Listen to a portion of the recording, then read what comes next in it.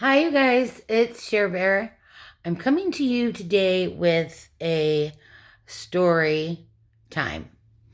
Um, I don't know if any of you remember the story about when we went to Florida, my girlfriend and I, thinking that we're gonna live there and start our new lives. And then the truck driver with the gun, all that shit. Remember that? If you forget, it's still up somewhere in the archives. Just scroll down. The story I want to tell you today is about my first DUI. Um, it was a Saturday night. Todd and I were at our favorite place, and there was a live band, and we were dancing. I was sweating. We were drunk as a skunk, and we drove home, which we should not have done. Got very lucky, very, very lucky. So we get home at around 20 after 2. Because we pretty much closed the bar. So we just, okay, so now we didn't stay up, we went straight to bed. All of a sudden, I just popped up at 7 o'clock. And I thought, wow, today the Lions play. I can, go get him a nice spread and surprise him, and that would be fun. And so that's exactly what I did. I hopped in my brand new, um let's see, I think it was a 12, because remember, let's see, 13 years ago, I don't know, it was a brand new Chevy Impala. It was beautiful, heated seats, everything. I mean, it was my baby. She's gone, by the way. Anyways, so I get in the car, going to Walmart, which is 7 minutes from my house, through the neighborhood. There's the main road, cross it, and there's the plaza.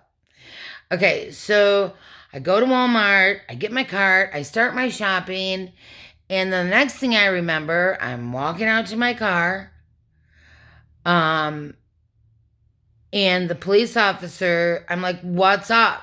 What's going on?" And the officer says, "You are under arrest for drunk driving."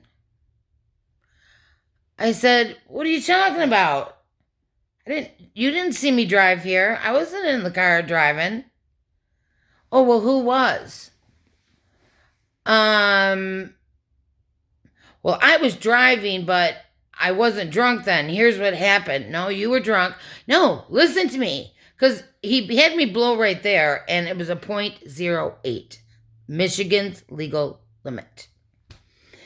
I said, "Here is what happened. We went to bed at the same time. We had the same amount to drink.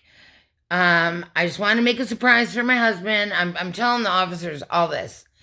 And he goes, "Well, we heard somebody from the store call, and you were standing in the middle of the aisle, completely out of it, like bent over. You're..." So I said, "Listen, I'm on this new medication, and I was having a panic attack in the store. Um, so I took a Xanax, and that must have been what it was." Um, so Todd came up, and they really couldn't. Todd was like, "They can't really get you on drunk driving because you weren't seen behind the wheel of a car driving your vehicle." So the police say they have an eyewitness, is the one who called. She followed me out. If she was that concerned, why didn't she say, "Listen, I think you should call your husband"? Why did she take the time to do that? People are mean. I mean, people are just like, she could have saved me a whole headache. Anywho, so there's 2 male police officers, and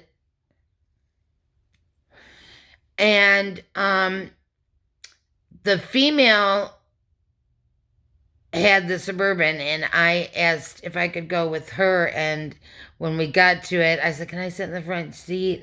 And she said yes. I was cuffed in the front. I begged not in the back, so they put him in the front.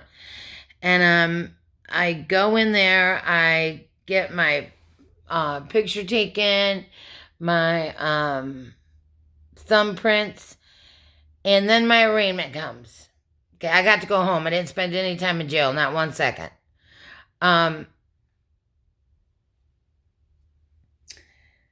We go to the arraignment and it's packed. There's tons of people. I'm in complete terrified mode.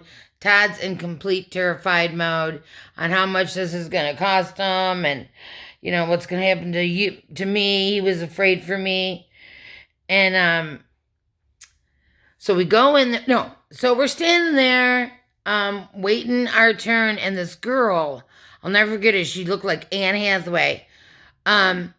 She had her hands on her chest, and she was like, "Oh my God, oh my gosh, this is awesome." I'm like, "Why are you so happy?" That's exactly what I said to her.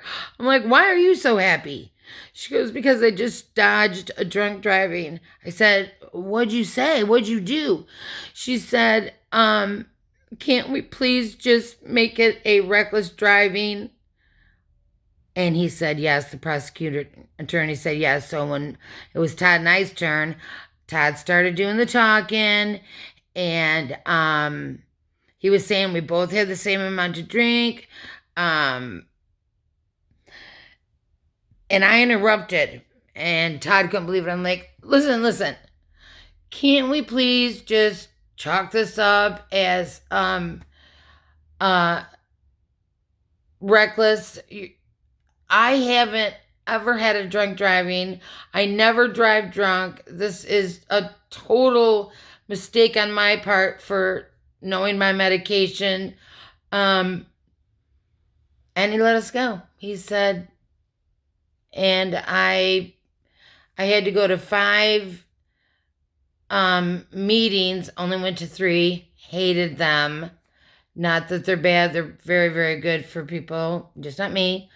And 6 weeks of therapy, which was the best part. I think everybody should have therapy. And I was bummed when it was over. That I had to pay for. Well, it was that expensive to where my mom and dad had to throw in a couple grand, but I think it was $4,000 because we didn't have insurance for therapy. But the moral of the story, I guess, is this. When I got behind the wheel of that car at 7 in the morning, I could have run over a person. I mean, I could have... Good God, they caught me and I didn't drive home. I don't remember the drive there. And... I mean, my family lives in a 10-mile radius, so I could have had a head-on with my sister or my brother or one of Brittany and Blake's classmates. It sobered me up real quick. And 13 years later, and I know you guys are probably thinking, you just haven't got caught yet. No, Todd and I do not drink and drive. We don't do it. We stay home. And we go to neighbors. But now with COVID, we're staying home. Love you guys. Hang in there. Just feel the mercy that was bestowed on you, that you made it home safe and it wasn't worse. Bye, you guys. Hey, like and subscribe. I need some subscribers. I want to be able to go live pretty soon. Okay, you guys. Next story time will be about how Todd and I met. Like, the whole story. Like, the good one. Okay, bye, you guys.